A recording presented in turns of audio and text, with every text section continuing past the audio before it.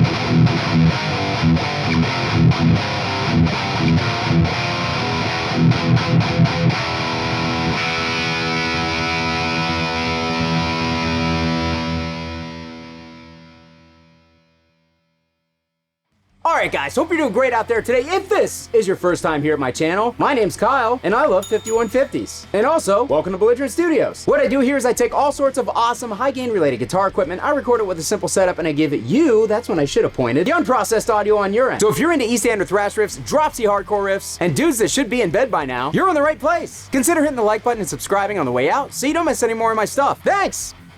Hi! Future Kyle here. That's why everything looks so different right now. Why is everything so scary here? Everything looks really different because it's the future. It has nothing to do with me not knowing how to work my equipment. So I am filming this part of the video the day of release because I was actually fortunate enough to be able to borrow this amplifier from my local shop, World of Music, here in Erie, Pennsylvania. So huge shout out to the crew over there. If you guys are in the Erie area shopping for gear, make sure to hit up World of Music because they are the best shop in town by far. But I'm filming this part of the video now because now that the amp is actually released, I can kind of get a lot more info about it and actually explain it to you properly. Because frankly, what I shot before was kind of a mess. So as I said in the intro of this video, today we are checking out the new EVH Hypersonic 5153 6L6. The name is a little bit misleading because there are no tubes in this bad boy. This amp is actually a combination of a digital 50-watt power amp, a digital preamp modeling section, complete with DSP reverb. You get DSP, you get DSP, you get DSP. So yeah, lots of digital going on with this amplifier, which is frankly quite different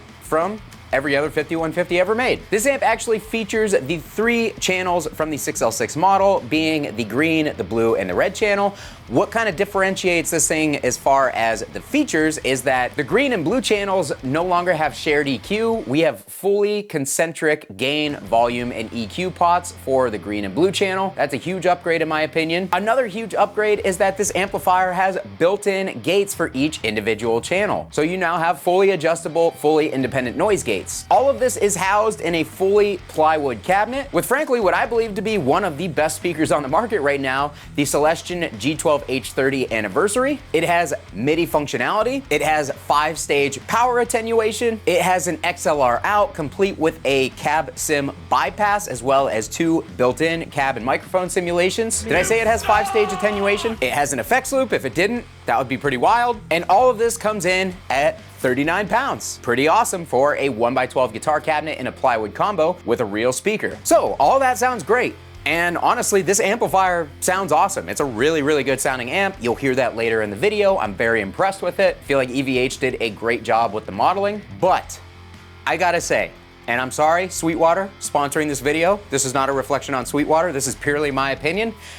This amp is really expensive because it comes in at $1,700. And I made a Facebook and Instagram post this morning about this amplifier, kind of helping reveal it to the world because everybody knows I love 5150s. My audience knows I'm kind of like the resident 5150 nerd. here on YouTube. I own pretty much every iteration of the amp and have demoed pretty much every iteration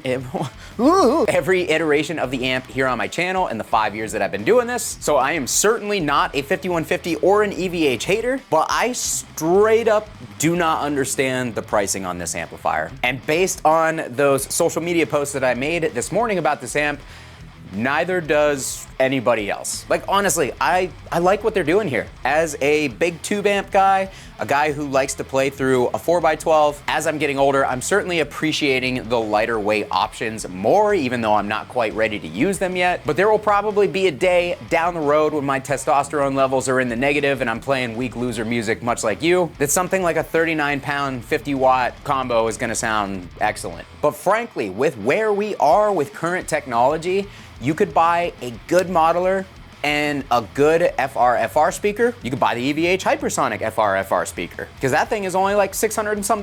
And not only would you have more features and more functionality using an external monitor, but that would be even more portable than this, and it would be a lot cheaper. So straight up, I'm not trying to throw shade at EVH or Fender. I hope with what I've seen on social media about this amplifier so far, I hope the EVH will kind of come forward and tell us why they're charging so much for this amp. But yeah, that is my overview of the amplifier, and with all that said, this video is sponsored by Sweetwater. So if after this video you want to pick up this amplifier or some of the other EVH gear or any other new gear in general, you're shopping for anything, please do me a favor, hit that Sweetwater affiliate link down below in the description of this video. It costs you nothing extra. I get a little kickback if you guys buy something, and it is frankly what makes videos like this possible. And on top of all that, you get to buy from the best company in the business. It's a win-win for everybody. So huge shout out to Sweetwater for sponsoring this video. They are not attached to any of my personal opinions to this amplifier. Just want to make that abundantly clear, but make sure you hit that affiliate link down below on your way out. All right, so I filmed the playthrough portion of this video the other day. We're gonna get into that now. 2 quick notes. My camera that was on the settings of the amplifier unfortunately got corrupted. It apparently made its way onto the QAnon. It apparently made its way onto a QAnon Reddit subforum, and the rest is history. But I do talk through the settings as I am dialing the amplifier in, so you will know what's going on with the EQ, the volume, the gain, the noise gate, all that stuff. And also, it's winter here in Erie. It became winter pretty much overnight, and when winter hits in Erie, that means the heaters go full blast and all of my guitars need reset up. So there are a couple tuning issues in the video, so just please try to bear with me. I have to give this amplifier back right away. I don't have time to reshoot it. Give me a little grace, keep that stuff in mind. So with all of that said, we're gonna go back to the intro tone that you guys heard in the first part of the video. And for that intro tone, we were using, my Balaguer Belligerent Typhon collaborative guitar. These are still on pre-order for a little while, so if you're interested, go ahead and check out the links down below. This has a Balaguer Trino Bucker, which is kind of like a JB-ish type pickup with a little bit more tightness and clarity. And we were boosting the EVH Hypersonic 5150 with a Boss SD1 Wazacraft overdrive. Everything that you guys hear recorded in this video is recorded with an SM57, and there will be no post-processing. So here's that intro tone again for a little refresher. Double Future Kyle here. I also want to point out that this amplifier has no external out to plug into an external cabinet. So if you guys are wondering why I didn't compare it to one of the Tube 5150 counterparts, it's because I literally can't plug them into the same speaker to give you a fair comparison. So in my opinion, that's another shortcoming of the amplifier, but apparently EVH did not want that to be part of the design. Back to the video.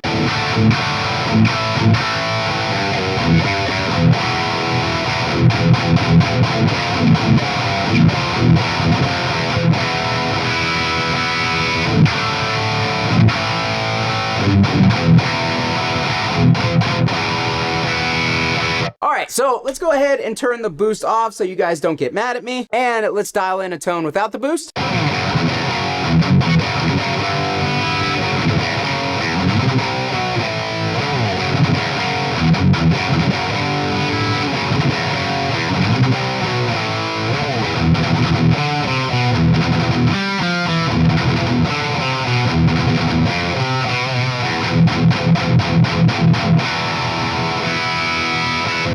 so as you can hear, because we are in a closed back 112 speaker cab, there is going to be some boxiness, guys. That's just the nature of a 1x12 cab, especially a compact one such as this. This cabinet is not super deep. So if you start turning up the mids like I did in that clip right there, the amp does start to get a little bit boxy. But if we pull the mids back just a tad,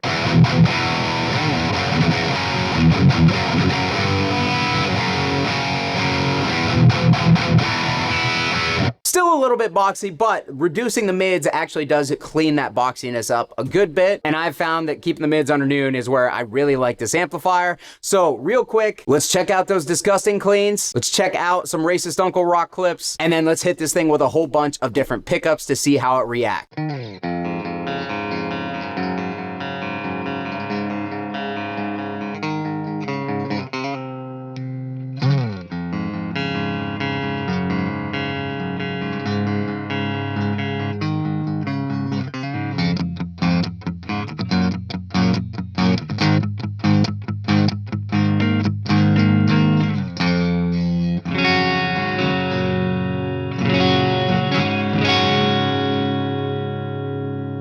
All right, so as you can tell, very bright on the cleans, and I've got the gain turned down to just above 9 o'clock, and we're still getting almost a little bit of grit out of it. This clean channel is definitely made to break up a little bit, so if you're trying to get that just past the edge of breakup tones, you're going to be able to get it out of the clean channel, but you turn that gain down, you're also going to be able to get cleans. But now that I hate myself, let's move on to the blue channel.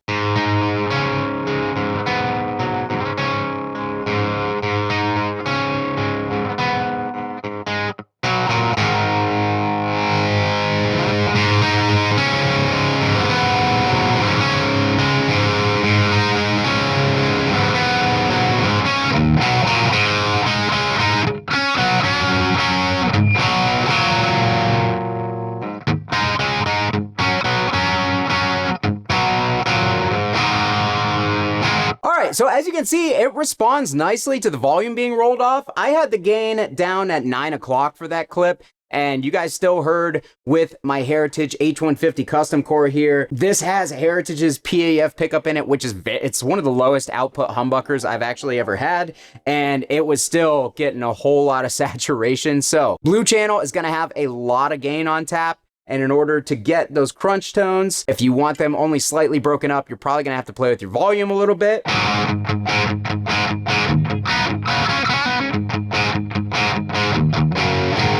All right, so rolling the gain down to basically almost off, I actually was able to get a little bit more of that kind of classic crunch tone.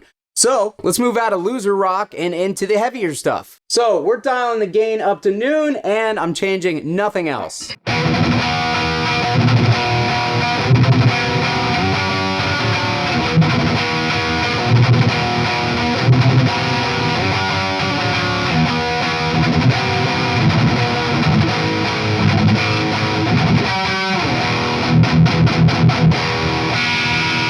Alright, so I switched over to my other Heritage H150 with the Seymour Duncan Antiquity in it, because this pickup is a little less microphonic, frankly, but it's still a very low output PAF style pickup. And with the gain at noon, we're already starting to get very saturated on the blue channel. So let's go ahead, let's crank it up even more. We're over to about 2 o'clock.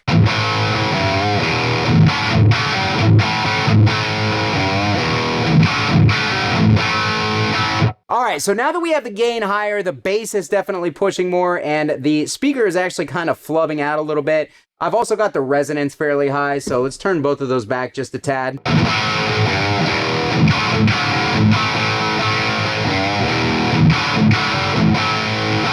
Frankly, the blue channel on this amp, I think sounds better for more like rock and roll type tones than the 6L6. But what I was saying earlier, when you hit this with a boost, it just doesn't tighten up in the same way. It doesn't have that same like clanky palm mute thing.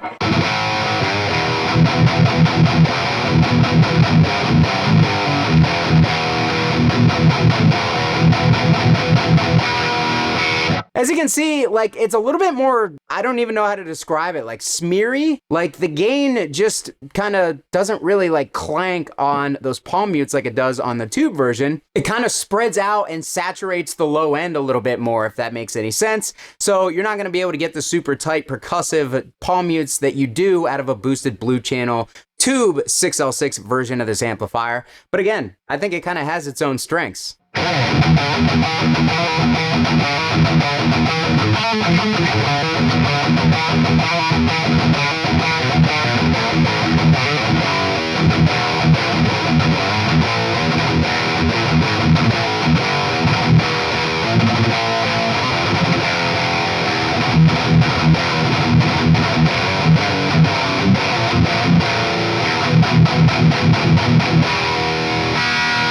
So yeah, doesn't sound bad by any means. The G12H Anniversary is a bright speaker, and this amplifier seems to be maybe a little bit brighter than its tube counterparts. It could just be that speaker being brand new, being a bright speaker, and being in a 112 enclosure. But I've noticed on both the red and the blue channels, I am keeping the mids and the highs pulled down quite a bit. But yeah, let's get a high gain tone on this amplifier, on this blue channel with no boost out front.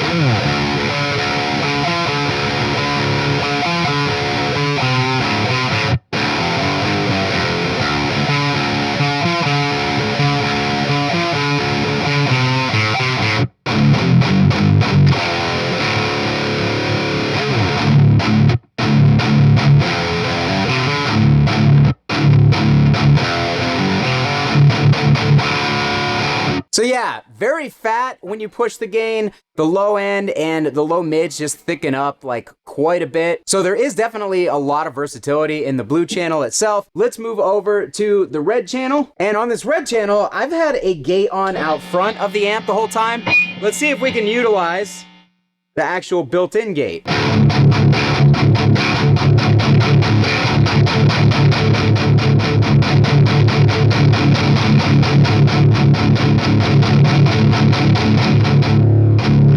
I'm already telling you, I'm hearing some noticeable tone differences when really rolling that gate up around 1 o'clock. Once you get higher than that, it kind of seems to start to take some of that high end away. All right, same riff on the red channel with the built-in gate engaged.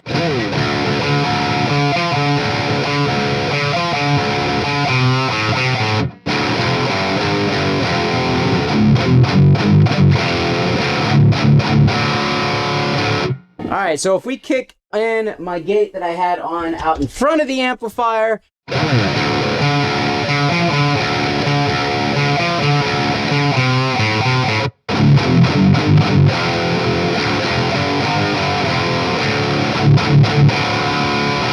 Yeah, I'm hearing it take a little bit of the top end sizzle out. What are you guys hearing on your end from the built-in gate? Are you noticing any tonal differences when I was rolling it up or not? For now, what I want to do is test this red channel with 4 different pickups so you guys can see how it reacts to different levels or different output levels, active and passive.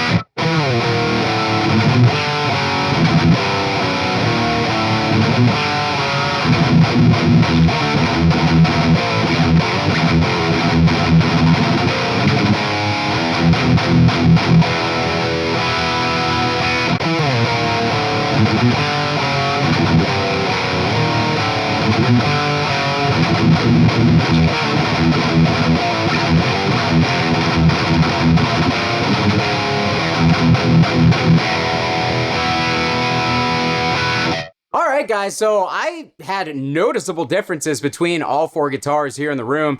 I was especially surprised at how compressed and how soft the Duncan distortion sounded in the Epiphone Adam Jones Les Paul Custom. Like, that one was noticeably very different than the other pickups to me, but that was my experience. Let me know what you guys heard down in the comments. Did you hear much of a difference between the pickups? Drop C Hardcore.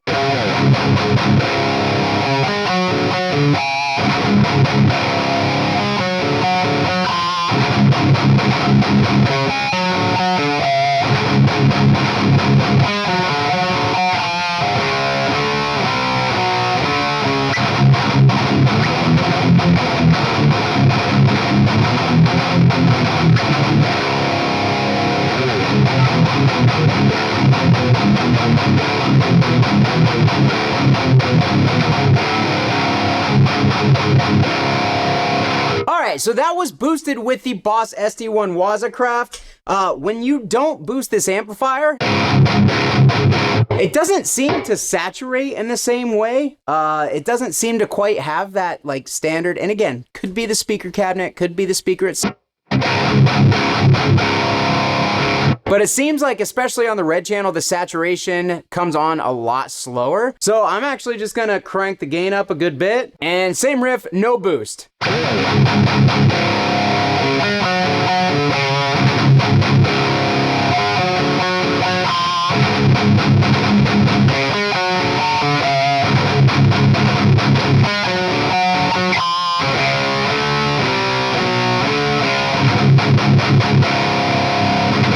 Alright, so I mean, it sounds good. The low end is actually punchier, even though it's not quite as tight.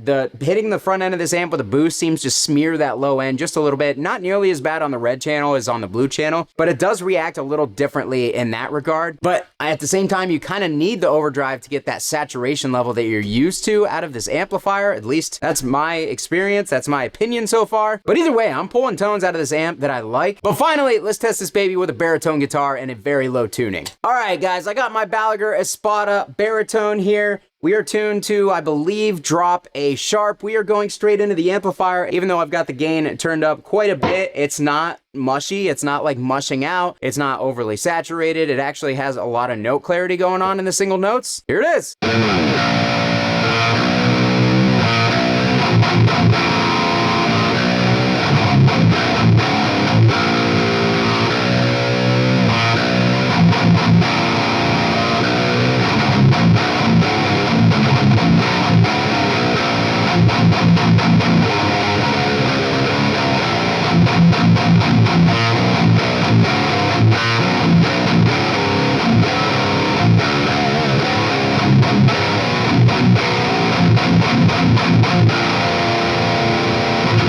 Alright, so the low end was farting out a little bit on the speaker. Again, I've got the lows pulled back quite a bit on the dial. Let's see if we can kind of remove the lows and the resonance enough for this low tuning to get the fart out. But otherwise, like, those single notes were really, they had a lot of character, they had a lot of clarity.